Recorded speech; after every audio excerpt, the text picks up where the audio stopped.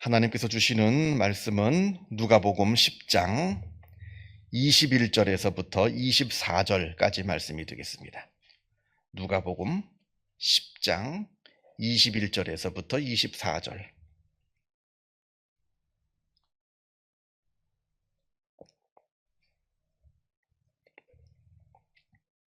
누가복음 10장 21절에서부터 24절 같이 한 목소리로 읽겠습니다. 그때 예수께서 성령으로 기뻐하시며 이르시되 천지의 주제이신 아버지여, 이것을 지혜롭고 슬기 있는 자들에게는 숨기시고 어린아이들에게는 나타내심을 감사하나이다. 옳소이다. 이렇게 된 것이 아버지의 뜻이니이다. 내 아버지께서 모든 것을 내게 주셨으니 아버지 외에는 아들이 누구인지 아는 자가 없고 아들과 또 아들의 소원대로 계시를 받은 자 외에는 아버지가 누구인지 아는 자가 없나이다 하시고 제자들을 돌아보시며 조용히 이르시되 너희가 보는 것을 보는 눈은 복이 있도다.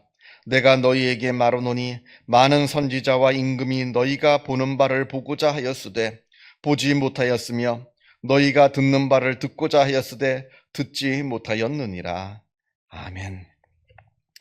오늘 우리가 읽은 이 말씀은 지난 시간에 우리가 읽은 말씀하고 이렇게 연결되는 내용입니다. 예수님께서 지난 시간에 70명의 제자들이 전도 갔다가 다시 돌아와서 예수님께 일종의 선교 보고죠. 이렇게 우리가 전도를 했더니 병자도 고침받고 귀신도 내어 쫓기고 많은 사람들이 하나님의 말씀을 많이 들었습니다. 이렇게 선교 보고를 하니까 예수님께서 그 보고를 들으시고 아주 기뻐하시는 장면을 우리가 지난 시간에 보았습니다. 그리고 오늘 내용은 예수님께서 기쁘셔서 하나님께 감사 기도 드리는 그 복된 아주 아름다운 그 장면이 바로 오늘 내용의 모습입니다.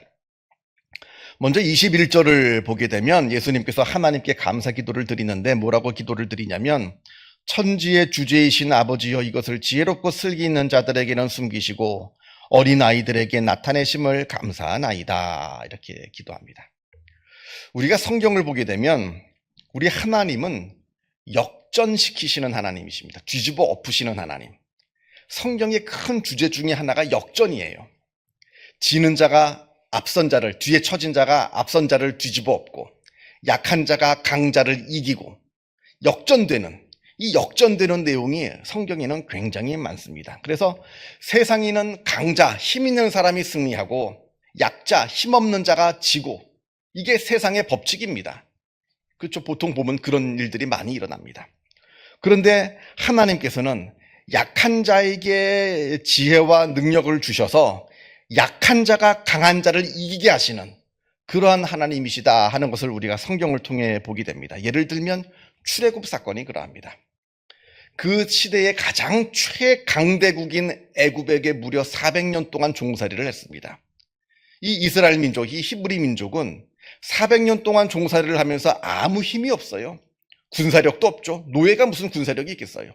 조직력도 없습니다. 다 뿔뿔이 흩어져가지고 노예 생활하는데 무슨 조직력이 있겠어요. 몇 날, 몇 월, 며칠에 우리가 봉기하자, 이런 이 큰 일을 일으킬 수 있는 조직력도 없습니다.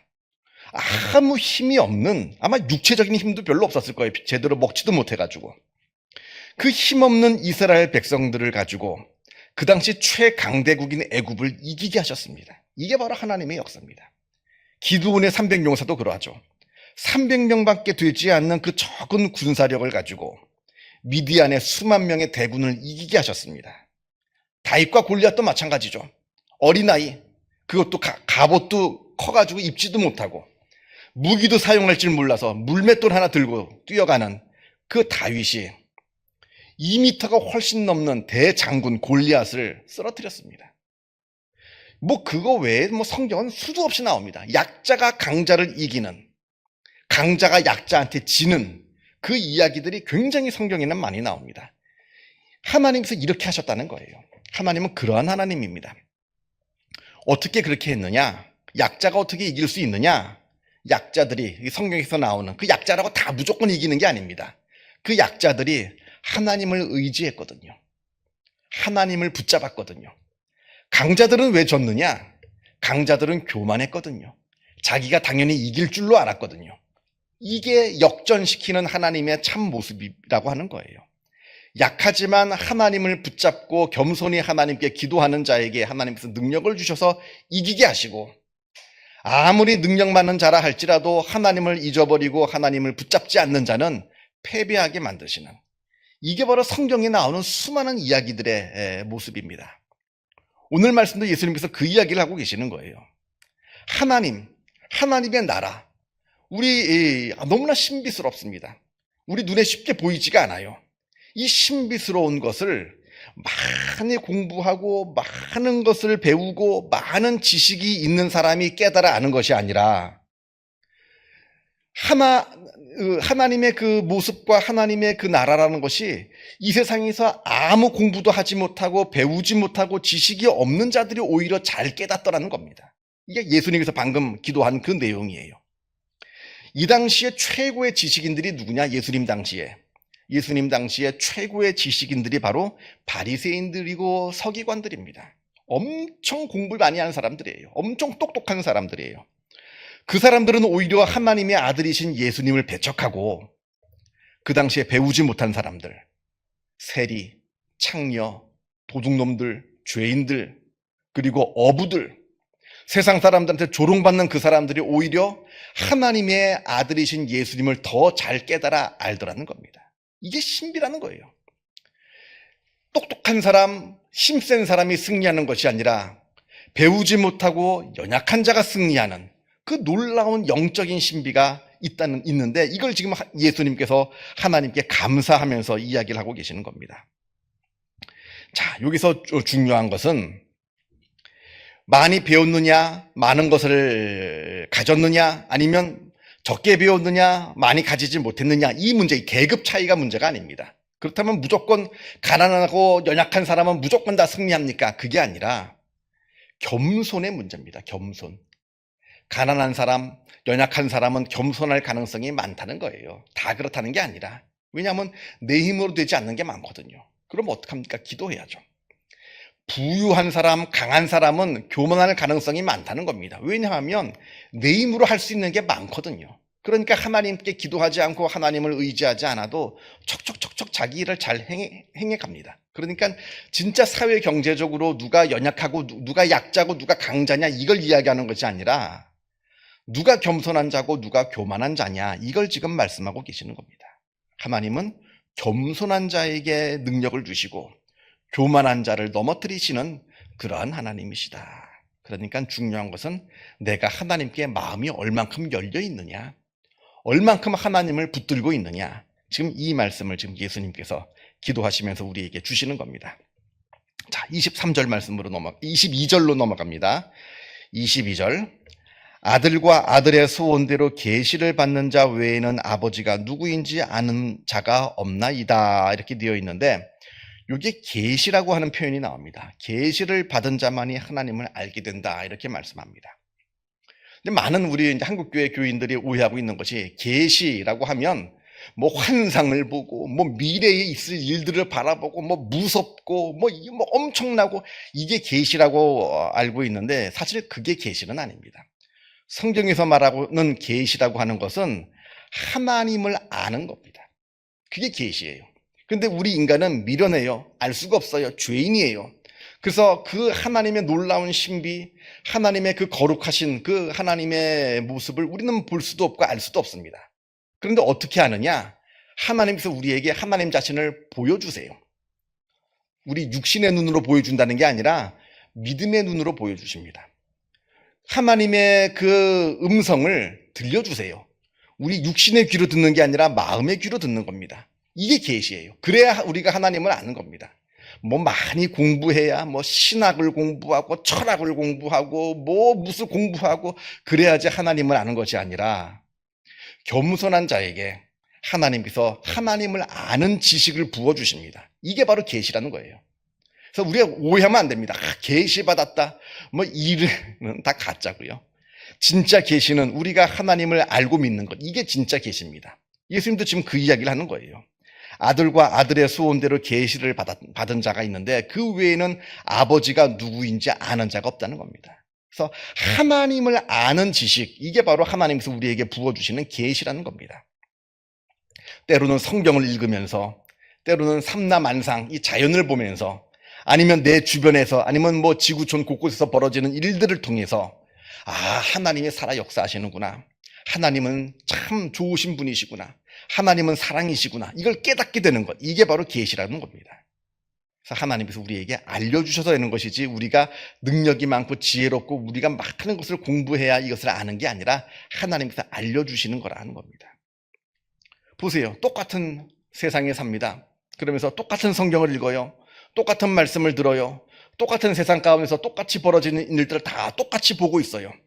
그런데 그 중에 누구는 그것을 통해서 하나님을 알게 되고, 그런데 누구는 똑같은 세상을 살면서 하나님을 모르며 살아갑니다. 이게 하나님께서 계시를 부어주시는 거예요. 조금 이따 다시 이야기하겠습니다만, 그럼 누구한테는 하나님께서 계시를 부어주시고 누구한테는 안 부어주시느냐?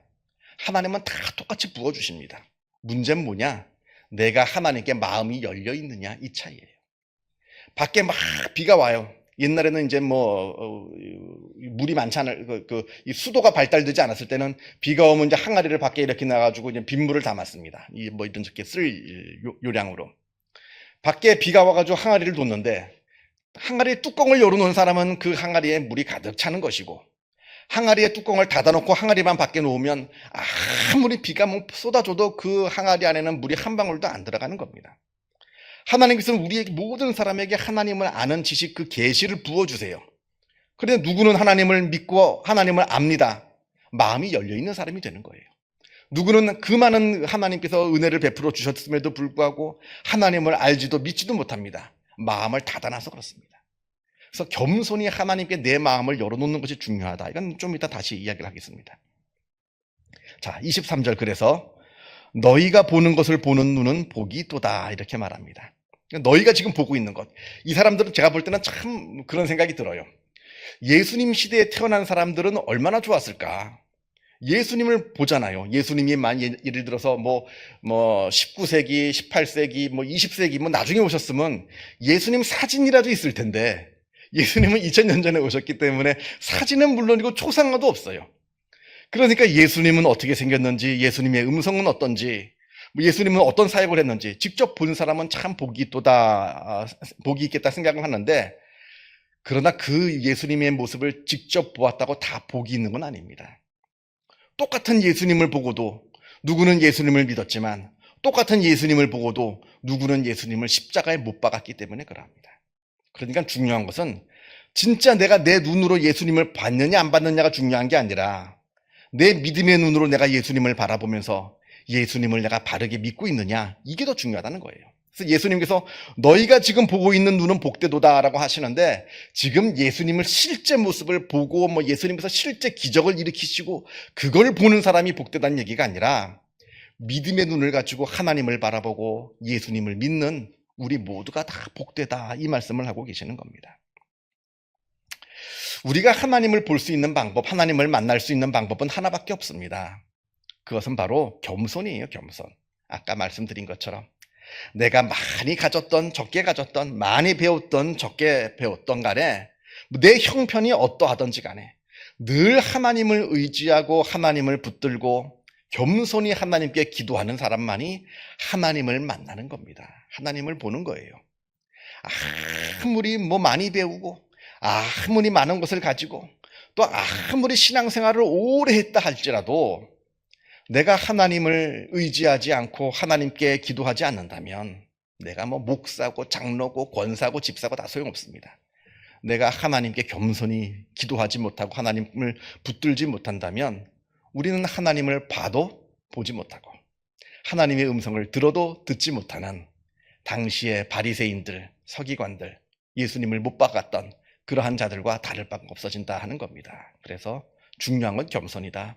내가 하나님을 얼마나 붙잡고 하나님을 의지하고 있는가 늘 기억하시면서 그 겸손을 통해서 더욱더 하나님을 알아가시고 하나님을 깊이 만나시는 주님의 귀한 백성들, 종들 다 되시기를 바랍니다.